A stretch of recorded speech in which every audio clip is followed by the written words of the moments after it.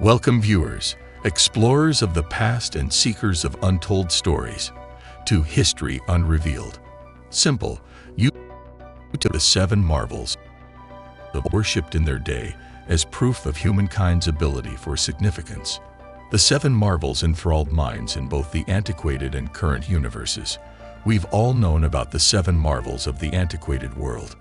Be that as it may, truly the old world had a ton of miracles, than which seven ought to be on the notable rundown was rarely truly permanently established. For instance, among the early arrangements of marvels with the renowned walls of Babylon, authoritatively known as the Ishtar Door, the splendidly blue design was an entry to the city of Babylon, developed during the rule of Lord Nebuchadnezzar and 575 BCE, and obliterated by the scandalous 1987 Uberflop Ishtar. Be that as it may, unfortunately, the walls of Babylon are never again authoritatively part of the seven marvels of the old world. Not long after its establishing, and 331 BC, the Egyptian city of Alexandria immediately turned into a famous scholarly center point, and very much like a, for the most part, great sounding spot. That status was set in 280 BCE, when they finished an extraordinary beacon on the island of Ferris in the city's harbor. The entry of the harbor is enjoyable to recollect that somebody had to pitch beacons before they turned into a thing. It is difficult to accurately quantify the construction costs of numerous sites, but they easily exceeded $1 billion. It was the second tallest marvel of the world, positioning soon after the Incomparable Pyramid of Giza, which Pliny the Senior not even once discussed. So who minds the beacon is expensive development ended up being worth the effort. They don't make them like that any longer. The Balancing Nurseries of Babylon. The name alone summons a lavish heaven in which plants, trees, and plants hang lethargically from 75-foot walls. If this sounds unrealistic, that is on the grounds that it very well may be worked along the Euphrates Waterway and Babylon or current Iraq. The Hanging Nurseries date to the reign of Lord Nebuchadnezzar in the 500s BC. He purportedly assembled the Verdean nursery to help his Persian spouse Matisse to remember her home. The issue is not normal for each and every other miracle. Students of history really can't find any proof that the Hanging Nurseries at any point truly existed.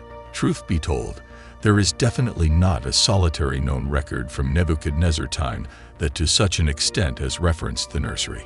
In any case, not all current analysts have hung up on the Hanging Nurseries. Researcher Stephanie Dither, for instance, has uncovered proof that the nursery might have really existed in Nineveh, a city 300 miles from Babylon that was important for the Assyrian Realm. On the off chance that her hypothesis is right, it implies it was really Wrinkles in Neckrib who was behind the nursery, and he's the person who had a formal hat on his next commemoration. The tomb of Halicarnassus was worked for Lord MUFE, and it established such a connection that the word Mazel Liam was gotten from the ruler's name and his great tomb. Mama Solis was the leader of Korea, which is in cutting-edge Turkey. However, despite the fact that she was unable to view it in its final form, the mausoleum at Halicarnassus had 36 columns and stone chariots built right into the structure when she died in 351 BCE.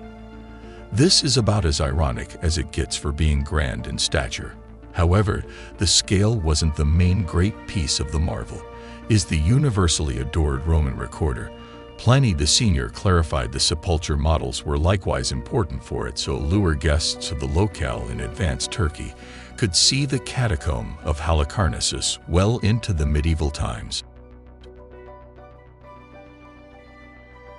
Beginning around the 1600 years, portions of the stone and figures were reaped and placed in the palace at Meeting Room, the cutting-edge manifestation of Halicarnassus. A few bits of fine art, denoting the existence of Lord MUFE were safeguarded there too. However, different showstoppers didn't get by, which could likewise be unexpected. Yet we need to twofold check with aloneness. The English Gallery in London presently houses the Muslims' fine art. Turkey has requested the arrival of the craftsmanship, Yet the Brits just let them know that Run-On and Indiana Jones is only sitting tight for his telephone to ring giant sculptures neglecting flourishing urban communities aren't simply the stuff of imagination films. The Colossus of Rhodes, a statue that was, in fact, enormous, was one of the real-world examples. Back then, there were only about 100 things on Rhodes. When they chose to fabricate the sculpture that individuals have streets, yet Rick Island had experienced a great deal. With assistance from Ptolemaic Egypt, the Macedonian army laid siege to the city bird at the end of the 4th century BCE. Individuals of Rhodes made do, and the Macedonians ultimately quit any pretense of abandoning their attack gear. Individuals of Rhodes auctions off the ignored gear and utilized the benefits to back a gift to respect Helios, the lord of their city. It doesn't seem like Helios really liked the sculpture, however, on the grounds that it didn't keep going extremely lengthy. In 226 BCE, a seismic tremor obliterated the giant of Rhodes.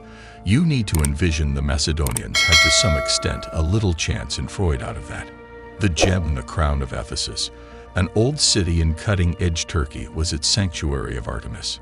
Development started on the sanctuary in the 7th century BCE, and when it was finished, it would be the biggest structure in its area.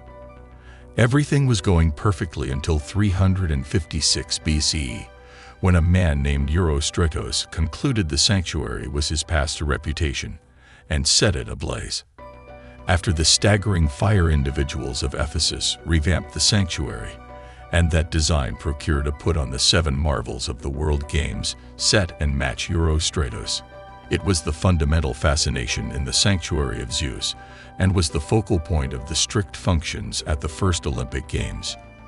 This is old school as old school gets. The sculpture drawn in numerous admirers all through the old world, including, sadly, the Roman head Caligula maintained that Romans should see him as a divine being in a real sense.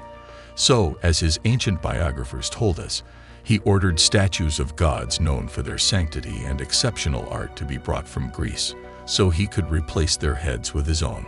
One of these gods was Zeus.